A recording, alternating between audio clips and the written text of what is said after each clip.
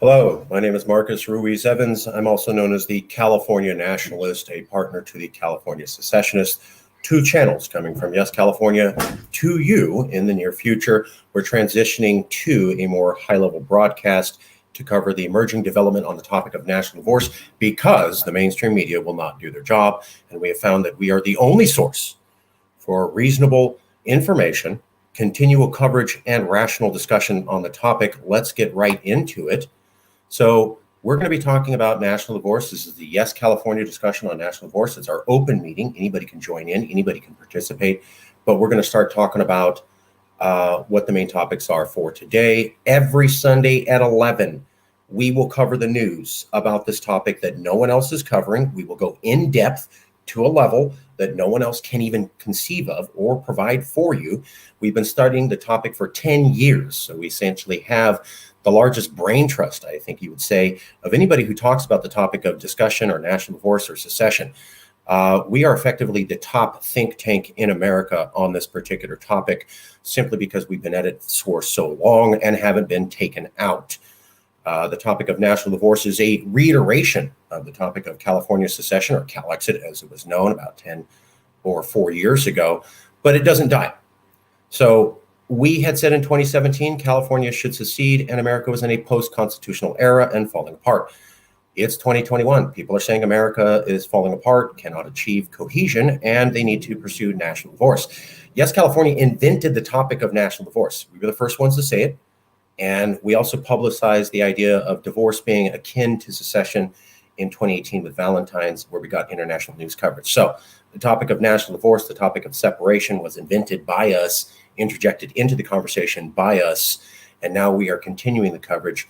And the reason that I point that out is to let you know that we are the authority here at Yes California on the topic of national divorce and the discussion of the dissolution of states and the projection into the future of what America might be or may not be. So let's get right into all the topics we need to cover today. So we're going to go for the jugular first, because that's the kind of guy that I am. Let's go to, first we're going to discuss the topic of how America's already falling apart. Then we're going to discuss the topic of how California cannot have the level of laws and protections and policies that it wants for its people as long as it's part of America, another long-term talking point by Yes California. And finally, we will get to examples of Yes California already acting as a nation, something we've been saying since 2014 when we launched a protest in front of Sacramento with a banner that just said, Jerry Brown said we're a separate country to the Chinese government. So let's get into it.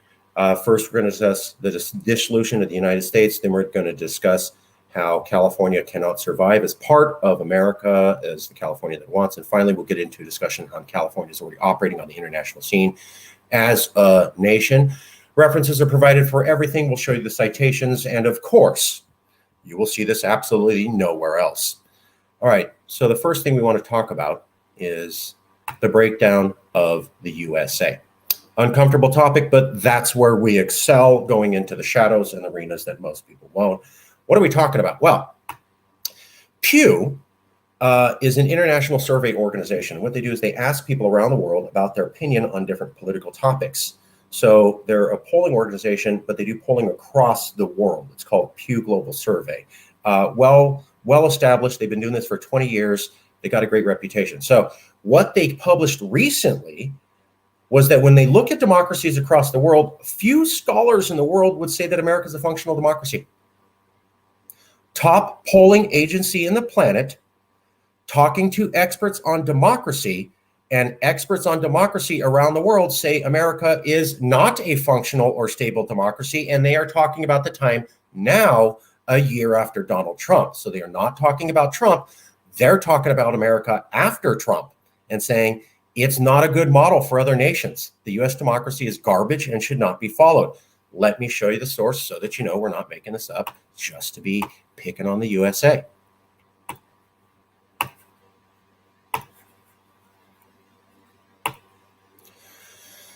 So this is the Pew Global Research Center.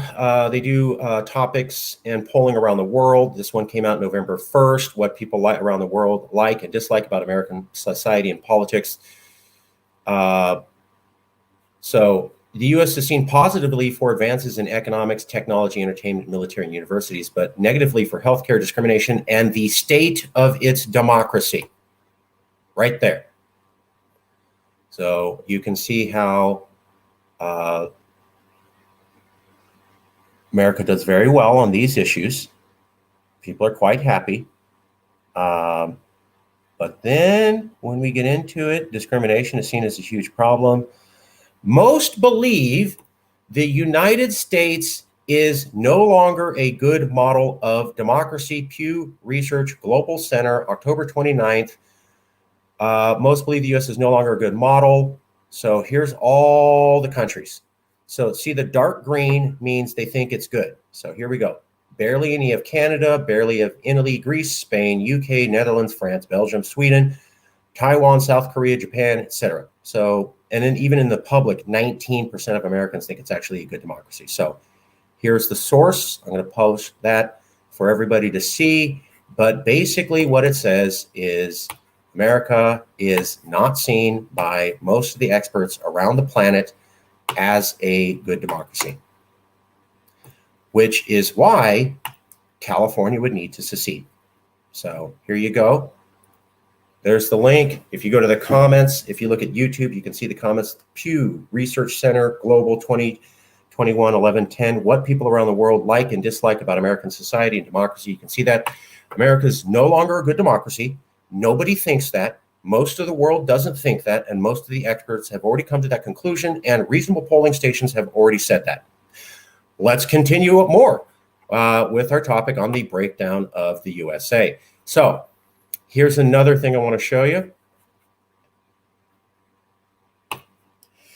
Indeed, the United States now displays all three of the core elements that can lead to civil breakdown. If one described them as fractured elites with competing narratives, deep-seated identity cleavages, and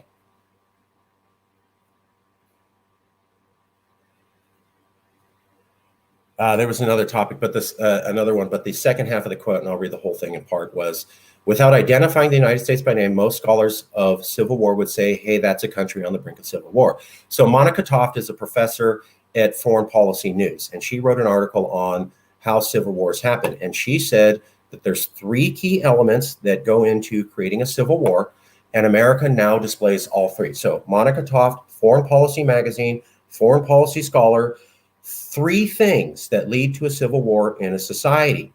1, 2, 3, she's noticing all of them in America now. So foreign policy scholars who study civil wars around the world are looking at the USA and saying, you are checking off all the categories that it leads to have a civil war in your turn.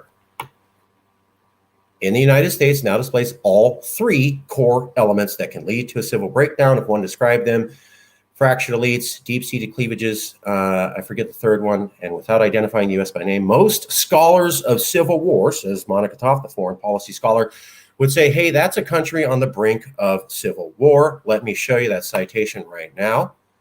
We're talking about the breakdown of the USA and how civil war could be coming imminently if we look at scholars of foreign policy who have studied these topics. Let me show you the source. Here we go. So originally published, this was out of a Salon article. Are you coming, in the coming second civil war, what side are you on? Now, what I want to go to is this reference here by Professor Toft. Here we go. Monica Toft in Foreign Policy explains how civil wars tend to happen, explaining that various factors are involved, including a history of previous internal conflict, deepening cleavages in a society, and a third element known as tribalism to sectarianism and the catalytic evolution of. So the quote is, indeed, the United States now displays all three core elements that can lead to civil breakdown. If one described them, fractured elites with competing narratives, deep-seated identity cleavages, and a politically polarized citizenry, without identifying the United States by name, most scholars of civil war would say, hey, that country is on the brink of civil war. Let's go right to the source. Here you go. Foreign Policy, How Civil Wars Start, the three factors that come into play, and the United States demonstrates all of them, by Professor Monica Duffy Toft, and published on February 18th, 2021, only a few months ago. So if that's not bad enough for you, here's the third part of how America is breaking down in real time. Let's cover that right now. So the Atlantic magazine is another high-level foreign policy magazine. Atlantic magazine, meaning the Atlantic between Europe and America. They cover European politics, they cover politics here. They cover basically the Atlantic. Super high-level profile, high-level magazine. Now, the author of this particular article works for the Koch brothers. I'm not going to go into conspiracy land, but guy works for the Koch brothers. Koch brothers have obscene amounts of power in America, and he happens to write this article for foreign policy. By the way, I'm sorry, for Atlantic magazine. By the way, this guy's never written for Atlantic magazine. So, guy works for the Koch brothers forever. Never writes for Atlantic magazine, a serious policy magazine. The first article he writes is, hey, let's start doing loyalty oaths because we can no longer trust governors democratically placed into office to be loyal to the union. So we need to start asking elected officials for loyalty oaths, as seen in the Soviet Union under Stalin or Mao's China. Yes, loyalty oaths and dictatorship go like this. That's why you ask for them, because you no longer trust your own citizens. These are elected officials, and they're saying, let's have loyalty oaths of sitting governors in a top policy magazine in America. Folks, that's never happened before, and it's a sign of things breaking down, where people are starting to look into Maoist, Stalinist type ideas in order to keep cohesion and control. Let me show you the source again so that now you can know we're telling the truth. Here you go.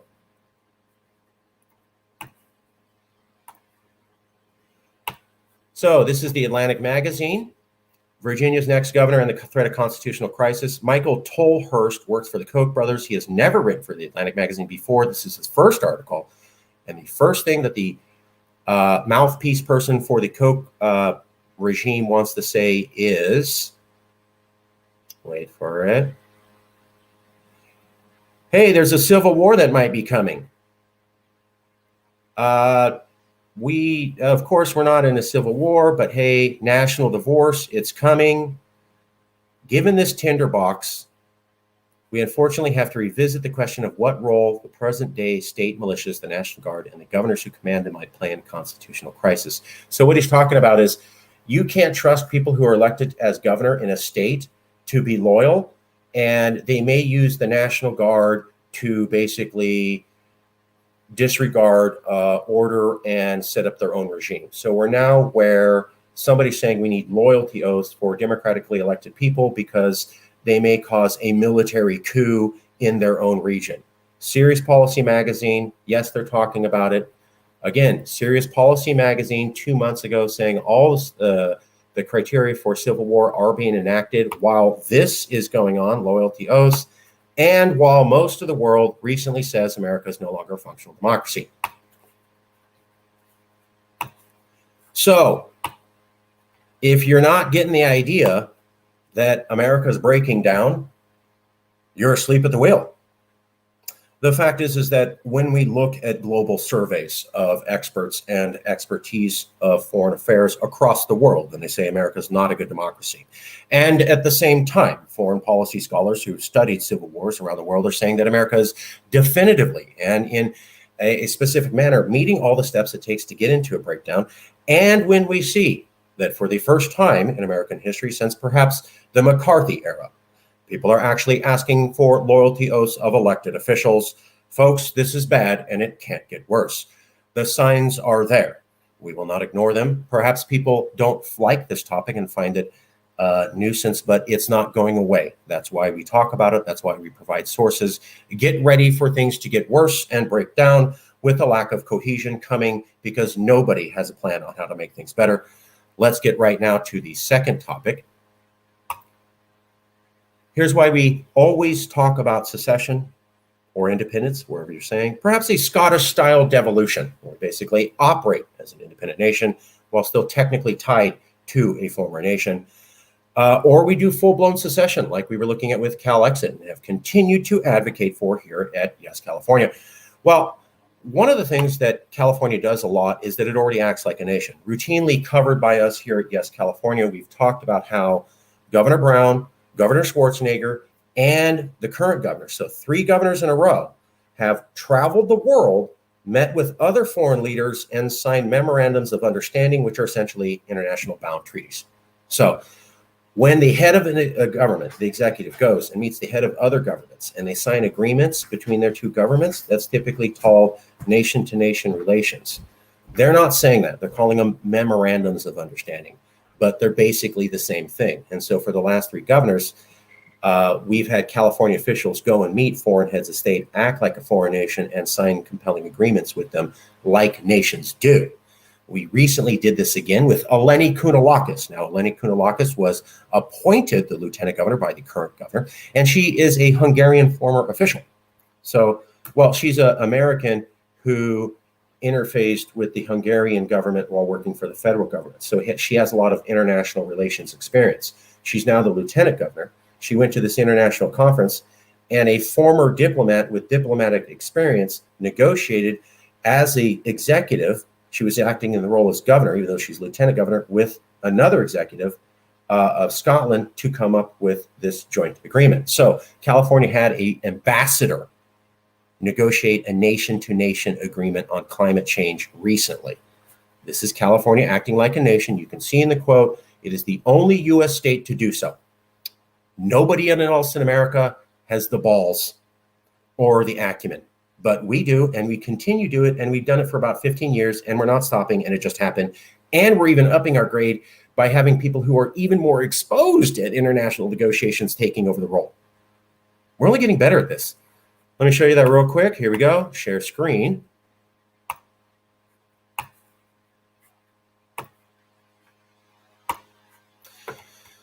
So this is the National. It's a Scottish newspaper. California signs Scotland's Edinburgh Declaration on Biodiversity. By signing the declaration aimed at devolved bodies and administrations globally, California has become the first U.S. state to do so, and it joins cities in France, Brazil, and Asia to do so. The Lieutenant Governor, Eleni Kounalakis, met Scotland's External Affairs Secretary, Angus Robertson, in Glasgow to sign the declaration. So, California acting like a nation. Now, here we go. Last bit of news for you to know. So, California can't actually protect its people as it sees fit while it's part of the USA. This is why we've said part of the reason why California has to secede. We're a donor state. We lose international trade money because of our association with the US of A, where we lose international trade money because of the backlog of getting approval, average years in order to get a trade deal out. But one of the other things that happens is that because America is basically a conservative country with liberal cities, what happens is California on the coast is becoming very liberal. And the interior of America is culturally very different from that. And the laws, as we've said for years here at Yes California, are made by the states, not by the individuals. So states get the electoral college vote, means they control the presidency. States get to choose the senators. The Senate approves the judiciary. So states get to lock down one house of Congress, meaning they can make sure no laws get passed, even if they pass the House. They get to choose the president, and they get to approve of the judges for the Supreme Court. So states have the ability to control all three branches of government, which means nothing happens in America if it's not what the states want, going through the three systems. We've said this forever. Norman Ornstein has said it's only going to get worse. America will have more conservative states who have only white people, conservatives, no minorities, and only watch conservative news, and regress into a period of romanticized beliefs about the earlier racist period of America going forward. So Norm Ornstein is saying, and the U.S. Census data has shown, it will be the year 2045 before America is actually diverse. So you're going to see a lot of multiracial babies being born. You're going to see a lot of minorities are being elected. Great.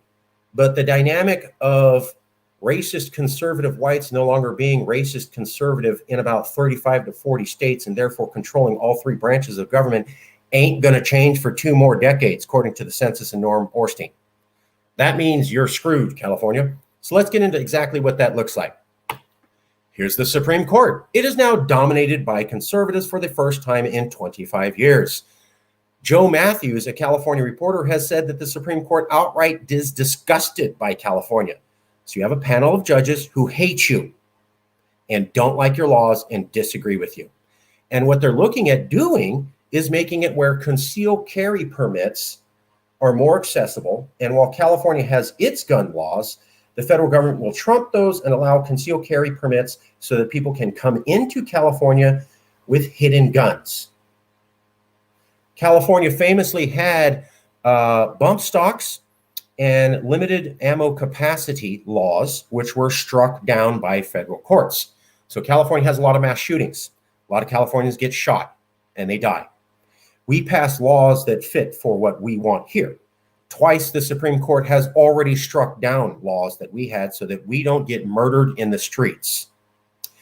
Now the Supreme Court is looking to strike down another law so that even more of us get shot and killed in our state when we had laws to protect us. So once again, you're a donor state.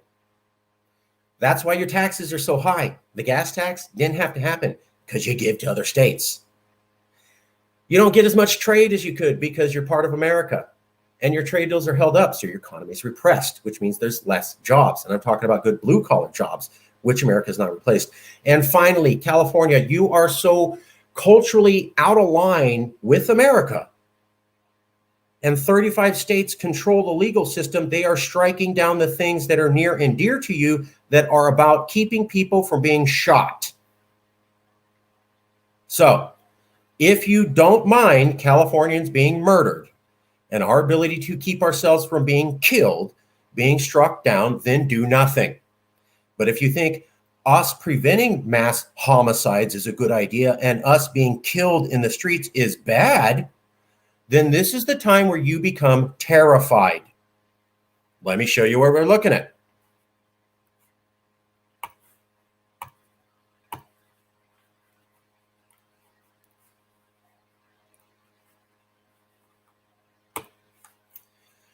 More Californians could carry concealed guns if Supreme Court strikes down New York law. Here you go. This happened. More Californians could carry concealed weapons if the Supreme Court strikes down New York law under challenge from the Second Amendment advocates. 9 justices on Wednesday heard arguments against a New York law that requires gun owners to obtain a special license from local authorities to carry firearms outside the house and show proper cause to get one. According to the Washington Post, several other states have similar laws. California. So I know someone who was running for office and they tried to get a concealed carry permit. You can get them, but it's very difficult. And the reason it's very difficult is because we get people killed and shot here in California. And so we're very cautious about the kind of weapons we allow people to have. This would ruin that, and people will be shot and die. This has already happened. They have already struck down our ability to limit the ability to have high-capacity automatic machine guns, which can mow people down, even after we had the Gilroy shooter. And let me remind you, the Gilroy shooter was an American who hated Californians and came to California to kill Californians. Then I'm not making that up. Then we made laws in order to limit the ability of these people to murder us. And then the American government said, no, you don't get to do that. This will be the 3rd time in a row. But hey, we already act like a nation on the international stage. Why don't we go the full way? And hey, few believe America is a functional democracy in the planet anymore. Foreign policy scholars are showing that a civil war is coming and the breakdown of America is here, looking at serious core metrics. Most people would say America is not a functional government, and now serious foreign policy scholars are actively suggesting things last seen in Mao Zedong's China. We could do this on our own, or we could stay while the ship sinks and have all our rights taken away. The choice is yours. Well, that's it. Thank you for joining us. I know it's a little bit of a hard bite news minute, but no one's covering this. You need to know it. We'll keep the discussion going, and we aren't going anywhere. Thank you.